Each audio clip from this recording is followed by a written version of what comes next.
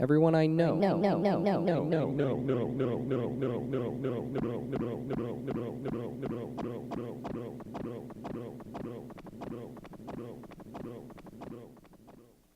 Hey guys, it's Andy doing an intro for the third installment in our field recording series EIK in the Wild, recorded live from Disc Jam 2018.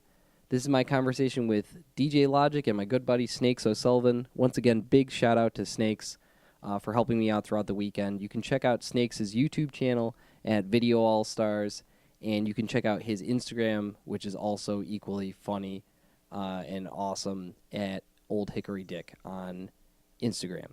Our conversation with DJ Logic was fantastic, and I can't say it enough that DJ Logic himself personally is the real article. He was gracious enough to talk to us on a day when he probably had a lot of stuff going on with how complex his show was for that night. And he came on, he talked to us, he goofed around, and even after the recording, I saw him around the festival quite a bit, and every single time he reached out, yelled to me, and said hi and stuff. So it was really great to have this conversation with him. The particular iteration I was seeing of his performance is DJ Logic and Friends, which on this night had members of Dopapod, Turquoise, the Disco Biscuits, and a bunch of other people who were all being switched on and off throughout the performance. So it was truly, everything that you had at Disc Jam, you had on that stage that night with DJ Logic on the turntables, just leading the whole thing. I remember when they played Superfly by Curtis Mayfield, one of the earlier songs that they played that night, I just looked at my friend and I just kind of mouthed the words, "This is fucking nuts." So if you get a chance, please go see DJ Logic in concert. He's got some concerts coming up, one in Buena Vista, Colorado, on June 30th at Rapids and Grass Beer Festival, July 13th in Stanford, California, Jazz on the Green with Miles Electric Band, July 14th, Copper Mountain, Colorado, at their summer concert series, and in August 1st, he is going to Germany in Berlin. He's going to the Alarma Festival with Bill Losville. So please get out and see him. Please enjoy this interview.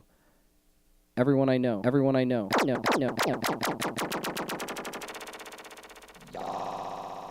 Piper picked a peck of pickled peppers. If Peter Piper picked a peck of pickled peppers, where is the peck of pickled peppers Peter Piper picked? If I'm not mistaken, that's the old nursery rhyme. Yeah. Welcome to Everyone I Know, the podcast where we argue about the mundane. We're doing our vocal exercises because we are good boys. Yeah. I'm here with my co-host Shane this week. Hey guys, how's it going? This is Shane. I'm here all weekend at Disc Jam.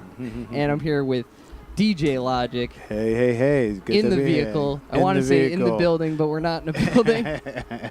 We're here at Disc Jam 2018. Yes. And I'm very honored to have you. Seriously, Yeah, thank you for coming on. Thank you for having me. So, I have a little intro for you written. Today we're with an innovator and a tastemaker in hip-hop, new jazz, and lately the jam scene as well. Right. DJ Logic defines definition, bringing genres together to create powerful fusions that are sure to open your mind to what's possible in music. Over the years, DJ Logic has worked with the likes of Vernon Reid, Medeski Martin Wood, Mos Def, or Yasin Bey, as he calls himself now, Charlie Hunter, Yes. Christian McBride, Yeah. Ben Harper, Questlove. The Roots, Yeah, yep, The Roots. and many more. Yeah. You're an artist at large this weekend. Yes, I am. Are you excited about that? I am very excited. I get a chance to play and as well as check out some of the great bands there. Maybe make some friends along That's the way. right. Meet some friends along the way, and just taking in all the the fun vibes. That's right. Yeah. So I like that your stage show is called DJ Logic and Friends. Yes. I love the positivity. I love Mhm. bringing people together. Yeah. The name of the podcast is Everyone I Know because I interview my friends most of the time. Right. And so it's Yeah, great to that's have, Mhm. somebody that wants to bring their friends together too. Yeah. No, I enjoy that. So you're playing at 11 tonight. Playing at 11 tonight. So the band from got some of the musicians from Turquoise and Dopa Pot. It's gonna be nice. I'm so excited. Yeah. I can't wait. Yeah.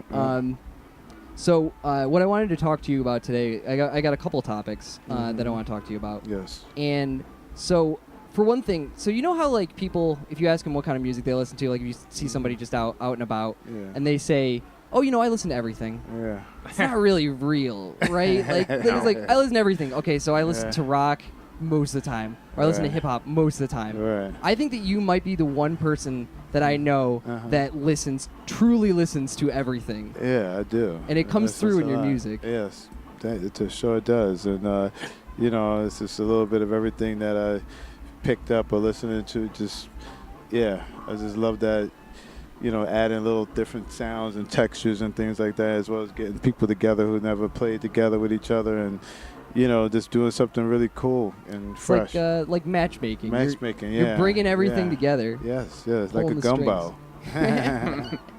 Yeah. So I was looking up stuff about you. I was doing research for this interview, and I had a piece of paper, and I realized I was writing it in black pen, and then I was connecting things with red marker, and I looked down and I was like, oh my god, I'm like one of those neurotic detectives in like a noir film. It's like, this is connected to this, and this is connected to You have it all this. on your wall in your bedroom or your office or whatever. Yeah, my girlfriend thought I was straight up crazy. Yeah. But yeah, no, I think that the way that you just take music from all over and put it together is it's fantastic. Oh, thank you. I enjoy it, I was always been open-minded. There's always something cool and unique, you take from different styles of music, and turn it into your own. So lately you've been playing with a lot of jam bands. Yes. And I know that you started out your career in the Bronx. Yes. Playing with was it Billy Martin that you first Billy started Martin, working with? yeah, playing with Billy Martin. And then then that's I linked up with John, and we played out in CBGB's, CBGB's gallery, and it was just those times. It was beautiful times, and they did the Shack Man. They had the Shack Man record that came out right after. Yeah, that must have been fantastic. So it was great. What did you feel like? So you were playing at CBGB's for a while. When did you played with I&I, right? Yeah, I played with I&I. Was that your neighbor or something? No. No, a great alternative rock band. Yeah. Okay. It was just, at that time it was, no DJ, collaborating with an alternative rock band, so it was something cool and special to be a part of, and just kind of showcasing my talents. I mean, it was a great band. The record still to this day I listen to it sounds fresh. Yeah. That's what you want. You want to be able to listen to. I'm sure that when you listen to it, it's like a time capsule for you too. Like you go back, fall back into how old were you back then? Oh, I was a teenager. Yeah, I was a teenager, and I was just taking it all in, and that must have been special. I can imagine. Special, yes. So you also played with Vernon Reid a lot. Yes. You had Yohimbe Brothers. Yeah, Yohimbe Brothers, Mistaken Identity, Mask. I've done a lot of great stuff with Vernon, and it's always been a pleasure, playing with him and learning from him, and he's a sweetheart. Love Vernon. Yeah. I was listening to. I was listening to the Yohimbe Brothers record. Wait, this might be. Is the song Words They Choose on that album, or is that on the Tao of Yo? No, I think you're right. I realized that was Taylor McFerrin. Who's rapping on that. Yeah. And I don't know. I did you listen to his album that came out maybe 2 years ago? It was called Horsepower. That album is amazing. He's talented. Taylor's amazing. And enjoy working with him. He's doing a lot. He has his own thing. He has his own sound too, and he's great. It's just crazy. When did that record come out? It was early 2000s, late 90s. Yeah, that's 2000. It's really cool that I don't know. I just think it's cool how long you've been doing music and how many people like I said, I've got the detective thing on my wall back at home. I wanted to ask you, what got you interested in playing with jam bands? Because when I think of jam bands, I don't think of a turntablist. Right. But when I hear it, I'm like, this is what should be there all the time. Just to see how everybody's enjoying themselves. The whole scene is a beautiful scene, and how open-minded everyone is. Musically and when you never know who's gonna bring what to the table, but it's great. I'm happy to be a part of it. So I have a friend. Talk a little bit about Medeski Martin and Wood for a second here. Yeah. I have a friend who he likes to talk. Yeah. And every weekend, without fail, there is at least a 20-minute conversation about Medeski Martin and how he's explained to me all these amazing things. I was like, did you know that DJ Logic played with him? He's like, yes, and I love it. Combustication. Yep. Yeah. Church of Logic. Yeah. Start, stop. Yeah. Chub sub. Yeah. In your early career, you went to Amsterdam for a festival, didn't you? Yeah. What was that like for you? Because you're young, you're still a teen, right? Yeah, I was a teen. I was just happy to see the world, seeing the world, and it was just like, what better place to go, to see Amsterdam. Amsterdam, yeah. I've never been, but I can imagine. Oh, it's a great city, and the people are wonderful, and I just love the architecture there. The museums. You have to check it out. They love the music and the smoke shops. I feel like it's one of those things. Whenever you talk about it with somebody, you're like, yeah, no, it's beautiful. You ride your bike around. You go to the canals. Right. And then you go to a coffee shop for a coffee. Don't worry about it. Pick up a prostitute. Don't worry about it, Mom. So I wanted to talk about turntablism a little bit, because you're a master. You're an innovator. Are you a master? I'm just. Are there masters? He's got his master's degree. Probably been doing it for longer. Just logic. But one of the things I find so interesting about turntablism is that you're taking sounds, right? You're taking a record and you're transforming it into something completely different. Yeah, manipulating the sound, or getting the sound note, to where you want to, basically showcase your, thing. But it's also it's a percussional thing too. Yes. Which is very cool. And there's so many amazing turntablists out there doing some beautiful stuff. One of the things that I really like about I don't my background right now is I'm a biologist. Like I'm doing a graduate degree in bio right now. Awesome, congratulations. Thank you. But I love science. So and one of the things that really sparks my brain about turntablism is the physics behind it. And when you think about it, so when you move that record, right, the faster you move the record, the higher the pitch on that sample goes. Yeah. Right. And if you're moving the record as well too, so there's a lot of different things taking play there. The pitch as well as how you're handling the record as well. And like you were saying, it's percussive, and that comes, when you're moving the fader, you're choosing at what points in that note, in that sound that you want to use for, to play on top of. Your own little thing, So I apologize. This is about to turn into a math lesson. That's all right. So when you give it my best answer. It happens. Yeah. I host a podcast with my brother, and whenever I start talking about science, he yells at me and says "nerd alert," and he says it's a no nerd podcast. But he's not here, so we're about to get nerdy. Okay. So when you hear the term derivative, yes. A lot of the times when someone say, "Oh, that's derivative of that," that's actually the connotation is that it's coming off of it. It's not good. Okay. Right. The mathematical term derivative, like a derivative, is not. It's not that at all. So, a quick explanation, for people out there who don't know, is so when you think of motion, okay, So the zero derivative is displacement, so moving from one place to another. Yes.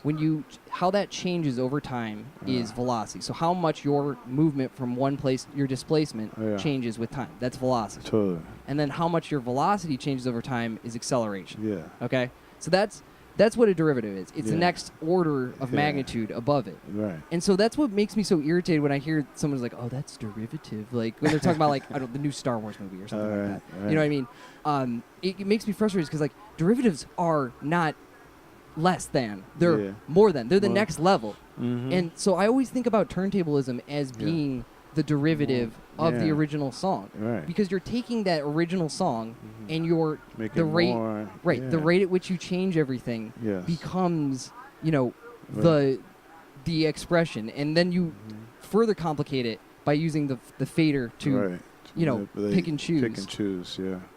So I mean, what was it when you first started? Like, do you remember what your gear was when you first started? Like your first turntable and like that kind of stuff. My first turntable was a Technique 1200, and I think I had like a Gemini mixer. Okay. Do you ever pine for? Huh? Do you ever like think about if you see one in a store, you're like, that's me, 17 years old. Yeah, totally. I still have I still have my actual set. It's classics. Classic. Whenever I know a lot of people that collect records and vinyl and stuff. Yeah, I still collect vinyl. Love vinyl. One of the things that I always hear from them is don't touch the grooves on the record. Right. That's now, how does that conflict with being a turntablist? You have your hand on the record the whole time, and I think it's just it's part of the game, right? Yeah, it is. You just gotta be gentle with the record, gentle with the groove. At what point do you stop using that record that you've? Have you worn out records? You start hearing, the crackling and stuff. That's you're getting down there. Yeah, you're getting down to the funk. Crack. Deep in the grooves. Yeah, deep in the grooves. Run it all the way through. Circle comes off. Yeah. Do you have any older records when that you never wanted to play with just because they're too? Yeah, because they're valuable, and it was hard to find another copy of that record. So I had to hold on to it as long as I could, and until I find 3 or 4 of the same kind. And then it's time to use it. It's time to use it. Yeah, but maybe not, just because it's such a classic. You might want to just it'd be one of those listen things, Well, it's like having a family photo or something like that, something that's irreplaceable. Yeah. You open it up and looking at the liner notes and the sleeve and everything, Yeah. Do you have any records at home that are your prized possessions? Yeah, I have a lot. I have a lot of records and in storage. Yeah, some stuff. Do you have a storage unit with that's amazing. Yeah, I'm organizing it now.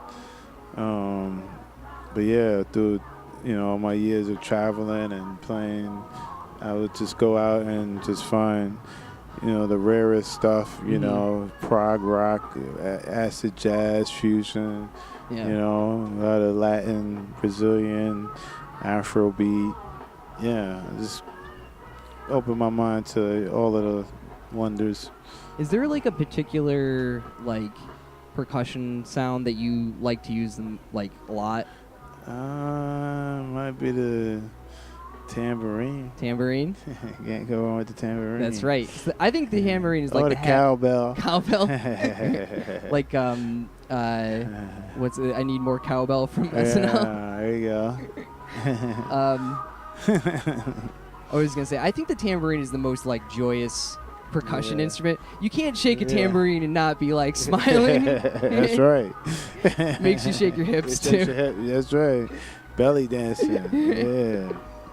I remember one time I grew up on I was born in 92, so I have a lot of late 90s, like early 2000s music that's like, I don't listen to it so much anymore, but it's still like, very like integral, it's like maybe like when you listen to an old record or something like that, but I get that nostalgic feeling. But I saw Nine Inch Nails a long time ago. I love the Nine Inch Nails. Yeah. And it was, I forget what song it was, but we saw him in concert. It's Trent Reznor, Trent Reznor, he's a great producer. Yeah. It was in his beefy phase where he got like all muscly. Yeah. And he was singing it was a great show and all that stuff. And it just one song, he just pulls out a tambourine from behind his back. And it's like, and he's like twice as big as he was like maybe 5 years ago. And he's just playing this tambourine. Big beefy with just holding up the tambourine. Oh, you can't go wrong with the tambourine now. You're good. Yeah. I love the tambourine. So I was reading your website, and on one of the things that they mentioned on it, or I don't know who wrote it, maybe you did, but you enjoy drum and bass a lot. Yeah, I love drum and bass. Ronnie Size, LTJ Bookham. Mm-hmm. DJ Spooky. I used to do the Sound Lab stuff. This was good. It was good. I love the Ninja Tune. Oh, I love stuff. Ninja Tune. Yeah. Whenever I like need to get something done, that's drum and bass time. Yeah. It's time because it's like it gets the BPM's high. Yeah. It gets your heart racing. Puts your brain in time. It does. It's good driving music too. Oh yeah, you'll get there twice as fast. Yeah. Flatland, you get it's just like a nice soundtrack. One of the things, so my girlfriend is British, and she's not big into electronic music. Like here's the thing, she says she's not big into electronic music, but everything I show her, she enjoys. Right. So I think maybe she's a snob a little bit. Yeah. Calling you out. But it's funny because she's British, and whenever I put on drum and bass, she's like, I love this. Yeah. And I'm like, it's in your DNA. That's you right. Can't get away you can't from get it. Rid of it. You can't get rid of it. That's right. Predisposed. Predisposed. What was I going to say? Well, one of the things that I saw on the little bio thing that you had on your website was that you enjoy putting like tabla into stuff. Yeah, I love the tabla. I love Indian music, and I'm a big fan. And I had Kirsch Kell play tabla on my album. Oh, really? Yeah, he's an awesome tabla player. And also had a wonderful lady by the name of Sufala. Okay. She also played tablas on that. That's good. I love Indian food, love Indian lady.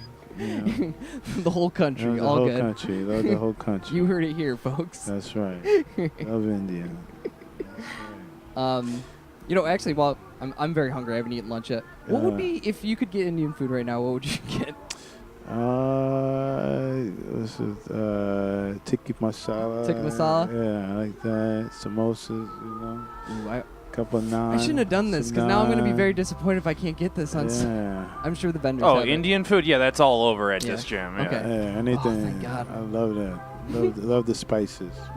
The flavors. It's like music. Yeah. So, what was I gonna say? So tonight we already talked about your set, right? Yeah. Do you have any tricks or anything? Nobody's gonna hear this until after it's been played. I'm just gonna come out, just keeping it funky and give everybody a good time, and and just have fun. It's gonna be something really cool, a great experience. I'm very excited for it. Yeah, I am too. So do you have any shows coming up in the near future? Show coming up in New York, doing the Virtual Sandy Jamiroquai set. Is anyone going to wear the big hat? Well, maybe I might. I would love that. Yeah, I don't even put on the hat.